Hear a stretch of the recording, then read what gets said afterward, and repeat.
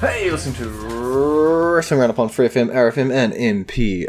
As always, I'm Grady, and live on Skype we got Josh. Hey. We got a lot of Raw, SmackDown, and NXT this week to talk about. Obviously, we are on that road to WrestleMania, so everything Raw and SmackDown is about what matches are we building to, what's being announced, where are we getting there, and how we think we're going to go. And speaking about how we think we're going to go, Brock Lesnar, Omos, kind of locked in now. Yeah. It should be interesting to see Lesnar trying to throw around a man of Omos' size. It's definitely not going to be a long match. What gave you that idea? No 30-minute classic? Yeah, it's definitely the limitations of Omos. Because Lesnar's definitely somebody who could go a long distance. Yeah, we don't often see it from him lately, but we have seen matches where Lesnar, does go 15, 20, 25. He's got the... It's mainly with Roman. That's true. He's got the capacity. Yeah, I think it'll be about a 3 to 5 minute melee. Surely Omos doesn't go over. Weird things have happened. I mean, didn't he go over Bobby Lashley last year at WrestleMania? Okay, maybe Omos has a WrestleMania buff. I don't know. I may be mixing matches up. That's a good question. I'm on the WrestleMania page. I can click here and go tell you that answer. I can tell you that Bobby Lashley defeated Omos after 6.5 minutes. Yeah. No WrestleMania buff for Omos. And yeah, I'm also skimming here, and it does look like Brock Lesnar's longest matches are pretty much with Reigns. SummerSlam for 22 minutes. Yeah, I did mix up matches. It was the Backlash. What was formerly known as WrestleMania Backlash. But it's fortunately back to being just Backlash. Look, the WrestleMania title for that was always stupid. Yeah. What if I need to know what show we're backlashing? We could be backlashing anything. The Undertaker also battled with Brock Lesnar in a couple of 17, 18-minute matches as well. But the point is, I know 25 at WrestleMania.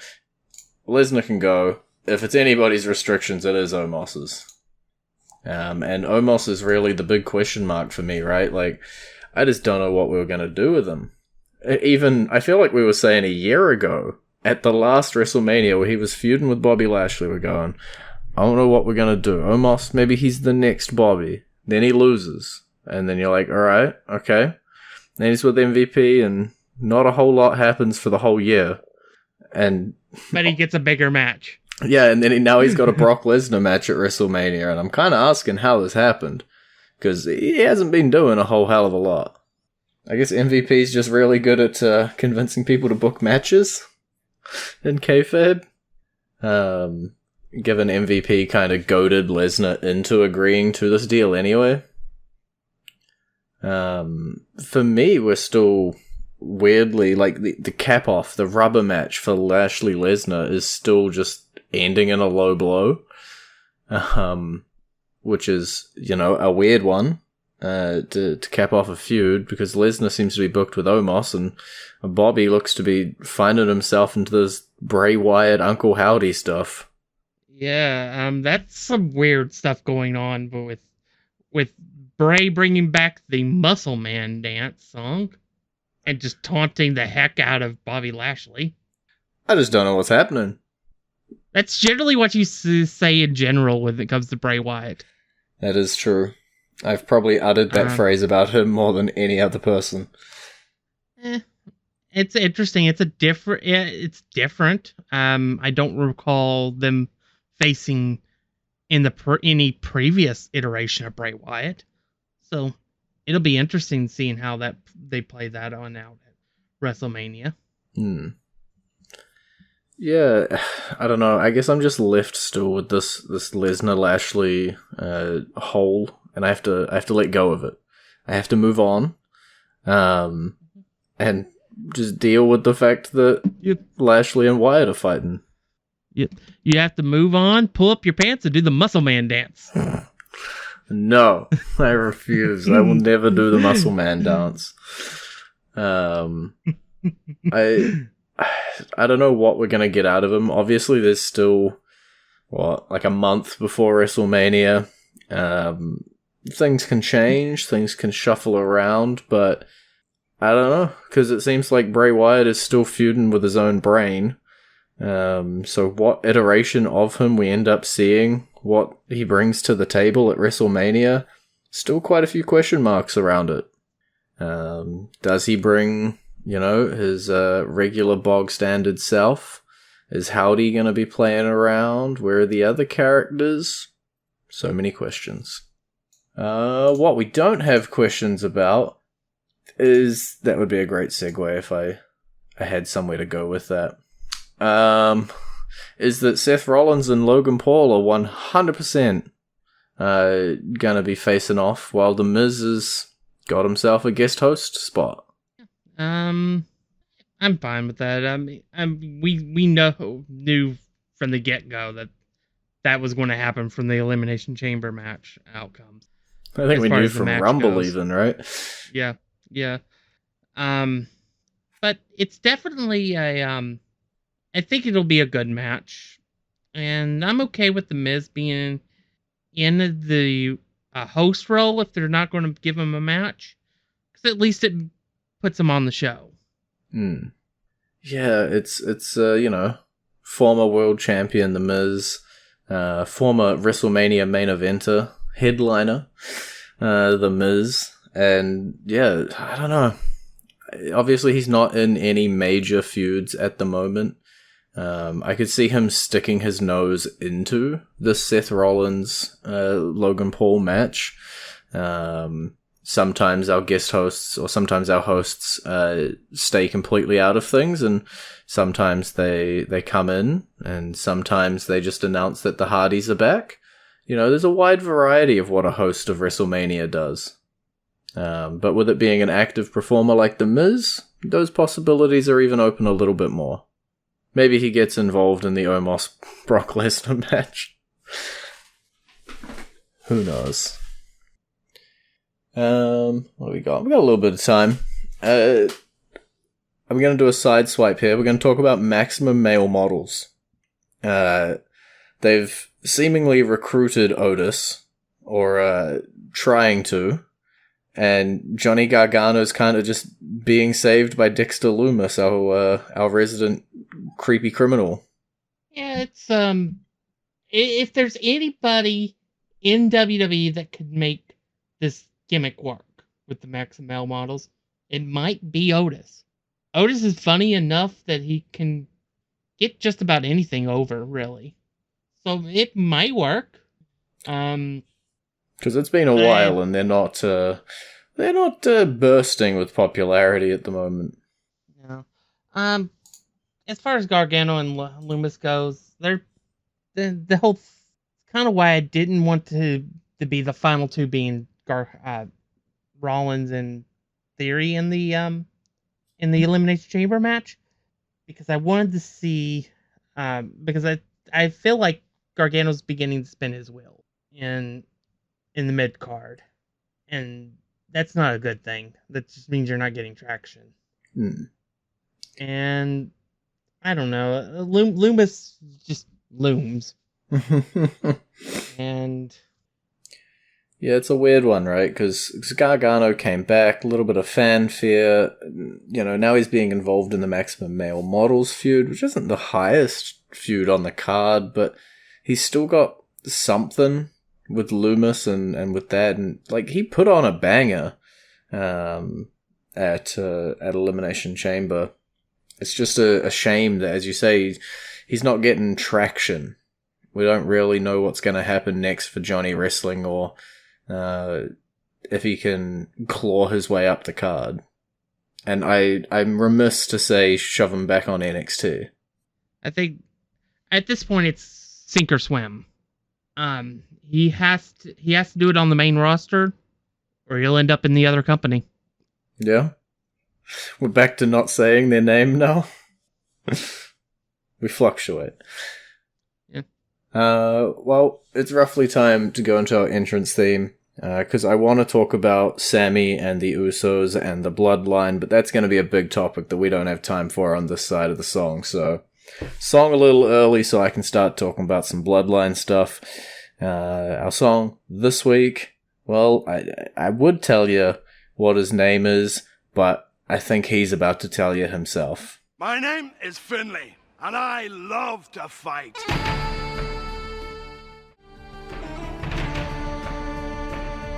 And you're back to Wrestling Roundup on FreeFM, ArrowFM, and MPR. I'm Grady, he's Josh. The Usos, Sami Zayn, Solo. We're getting, I don't know, S-tier storytelling still. We ain't done here. No. This whole thing has just been on another level. This storyline has been God mode impersonated. It has been greatness on a different level. I think it is. I like the idea of Jimmy coming out and trying to beg his brother to come back. Basically, Sami basically telling him, "Dude, you have been mistreated the worst out of the Bloodline. He literally beat you into submission to get into the group in the first place." And it's just like everything has been building and building and building. Obviously, we know the Usos will make up. It's almost certainly, unless they're going to pull some sort of swerve and make it Jimmy and Solo defend the titles. I'm still holding out hope for that. Yeah. But I think we all know that it's 99.9% likely that it'll be Jimmy and Jey Uso versus Sami Zayn and Kevin Owens. But it's just a matter of how fun. long. Yeah, it's just a matter of how long do we take to get to the point where we pull the trigger on that match. Yeah, and that I just don't know, right? Because at the moment, Sami Zayn is in such a position. Kevin Owens is not, jumping into his arms as a friend. He's sort of, I saved you from a beatdown because you saved me from a beatdown, but, you still didn't help me at all in this entire feud. You still hated my guts for an entire section, didn't believe me. And then, you got the Usos hating on Sami, but hearing him out, I guess is the point. They're not immediately, or Jay, not immediately, dismissing him. Sort of like, okay, we'll hear what the guy's gotta say. And we're just moving along. And as you say, when are we going to pull the trigger? And some slight configuration differences we can have with Owens, with Jimmy, with Jay, with Solo. Because Solo's been pretty absent from a lot of the storytelling, to be fair. He got dropped off by the elders to protect Roman Reigns. And then he's looked good. And he's stood around as an enforcer, but, he hasn't been as pivotal in the storytelling as I would say a Jay or a Jimmy or a Roman or a Sami. And there's also the threat of Roman basically saying you better bring him back in line, that I think is also hanging over it too. I think we go 1, maybe 2 more weeks before we get a definitive decision by Jey Uso. How many weeks until WrestleMania? WrestleMania is April 1st. We're currently on the 3rd of March when this is. We got 1, 2, 3, 4 more weeks of content. I think if it doesn't happen this week on SmackDown, it'll happen next week. I really think, because I think they'll want to build that match through the story with the remaining 2 weeks. Yeah. We do still have to, Sami's still got to build his friendship with Kevin back up as well. Especially if he knows that Jay isn't going to be on his side come WrestleMania. And so, yeah, it does beg a few questions that we're going to have to wait and see how they all play out. Yeah, I saw something earlier that was like, that would be an interesting storyline twist, but there's not a chance it ever happens. Shoot. And it was a image of Jey Uso versus Jimmy Uso at WrestleMania. All right. We only got a few plates of silver that we got to deal with first. Some title belts we got to figure out what we're doing with. Yeah. But it would be interesting. I'll give you that. Yeah. Unlikely, but still interesting. We still got maybe, I don't know, I can't math fast enough. Maybe 10 minutes. But I do want to put a little bit of highlight on NXT. Even if it's for doing a fun old segment to start the show. Because, I've always thought to myself, when a wrestler stands out there, there's a championship opportunity on the line. Why does only one person's music play and they come out and accept the open challenge? Are they all having a paper scissors rock tournament backstage? And NXT answered that question by just having an all-out brawl to accept the challenge. Yep, that makes more sense, honestly. It's always been more questionable about the open challenges. Now, I think the only ones that really ever made sense was when Sami debuted, because he was being introduced by Bret Hart. So it made more sense from that standpoint. In the U.S. Open Challenge. Mm-hmm. But yeah, for the most part, it's why wouldn't there be 50 guys trying to fight each other to get to the ring first to accept the challenge? Yeah, why don't we have our jobber level characters pushing out there every single time to get their spot? And NXT showed, I guess, if they did this every time, it would get a little, it would wear on you. But for a one-off, it really made for a pretty cool segment that told some good story. People who were brawling in there were either continuing feuds or setting up little bits and pieces. And ultimately, we got the Nathan Frazier match out of it, which Wesley did win. But still, we accomplished so many things with such a small segment. And I love my, multi-tools, where you go out to do one thing, but you accomplish 6 or 7 things with that. It doesn't always have to be one-to-one. And the Rumble is great at that. The Rumble builds 10, 15 different feuds throughout it, as we saw with the Seth Paul stuff and a bunch of other things throughout it. And then this little segment here, 5 minutes to do the open challenge piece at the start, and you've already started building and strengthening some of your feuds. Yeah, and you mean it brought back somebody that had been gone for a while. So that was neat, and it was just a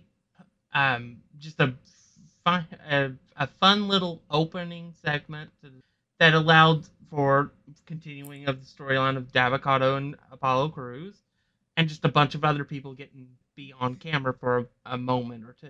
And then the match was pretty good, and I think, as much as I have harped on Lee's lack of personality, for the most part, he's been a good champion. Mm. And he's elevating the people that he's facing right now. And surprisingly, as long as he's held the title, he's not nowhere near out of challengers. Yeah, there's just a line of people and a line of things that Wesley can still do. I've agreed with you that he needs a little bit more something there. And I guess Johnny Gargano's the best instance of that right now, where he didn't necessarily have that something. And he's struggling a little bit on the main roster. As much as I'm a great wrestler works on NXT, sometimes that doesn't just click. Sometimes the charisma level required doesn't pop off.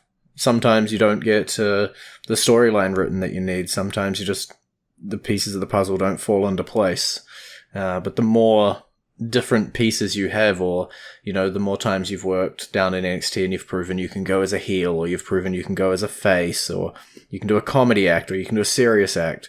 Then when you go up to the main roster and it's sink or swim, you can show, or there's different puzzle pieces that you can use depending on how it ends up working. We can't just write a very one-note person. Man, that was a ramble. Also, I'll give some time to it. we're still iffing, and ahhing about this Grayson Waller stuff with Shawn Michaels. What will we end up be getting? I have no clue. At this point, I have my bad feeling is starting to get worse and worse because it's making it sound more and more like there's a possibility of it happening. There's a chance. Yeah. I guess we'll find out more on next week. At Roadblock, I think it's next week's show. When they're having the Grayson Waller's talk show. I do expect Grayson Waller to get a super kick at some during next week's show. Yeah, it's my heart of hearts still wants it to be versus Shawn Michaels representative. I know he stepped back into the ring once, but that was for a mega payday, and I'm pretty sure he mentions multiple times having regretted it. So it just, NXT doesn't need Shawn Michaels to step in the ring for one more time. Would it fulfill some boyhood dream of Grayson Waller? Possibly. But can it be done with a different wrestler representing him instead? Definitely. You can always pull that off. Yeah. The one major reason that I might be a 5% chance of I'm okay with it is the idea of if Shawn went under. I think Shawn's rightly one of the greatest of all time, and he had the perfect ending with his matches with The Undertaker. If he wanted to elevate some young guy through this, I'd be fine with it in the end because it would make a star. If you beat Shawn Michaels, you become a star. So that's the only thing that would be I'm okay with this from that standpoint. But I really don't want to see the match. But then again, there have been things that we haven't wanted to see and it turned out to be perfectly fine. Yeah. Perfectly good. I mean, all I have to do is go back to SummerSlam. We didn't really want to see Brock Lesnar versus Roman Reigns again. And that was probably one of the best matches of the entire freaking year.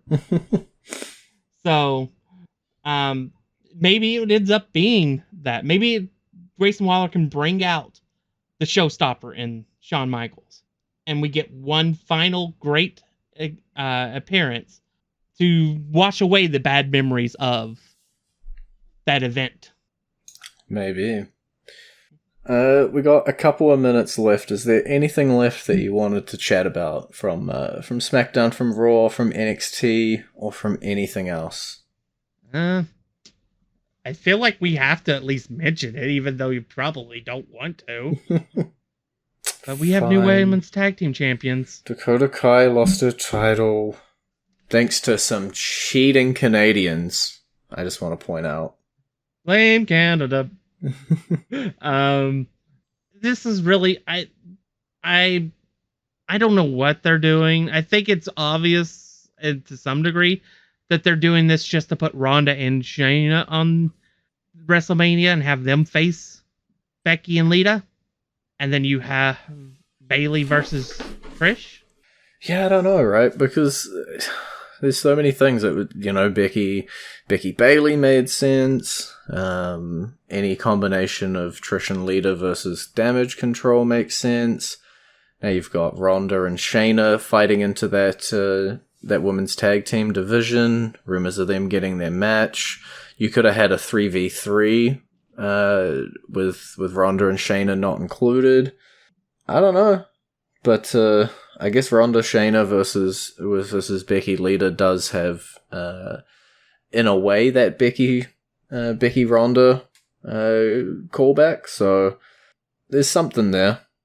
There's something. Yeah, I feel like that's probably the most likely thing because that just feels like that's the whole reason you do this is to move on, is to put Shayna Baszler and Ronda Rousey on the card, and so you put the titles on Becky and a random person, in this case Lita, and then have them face off against each other at WrestleMania.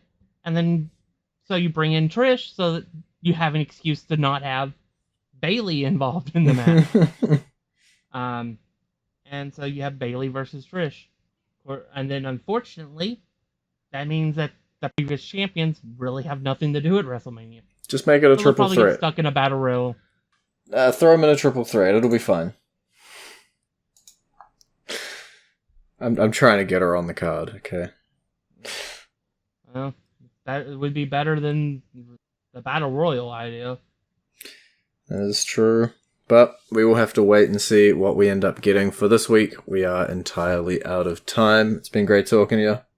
Bye, B. You can visit our Facebook page, facebook.com/Wrestling R&D Up, our Twitter page, twitter.com/Wrestling R&D Up, our YouTube page, youtube.com/Wrestling R&D Up, and we will catch you next week.